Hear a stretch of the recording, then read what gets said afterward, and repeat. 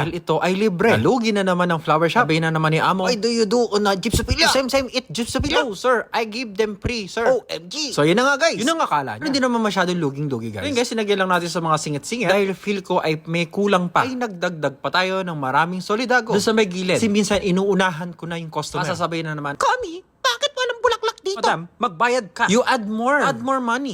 Wow. So, from this metal box na ating ginawa nung una, ay ganito na ang kakalabasan.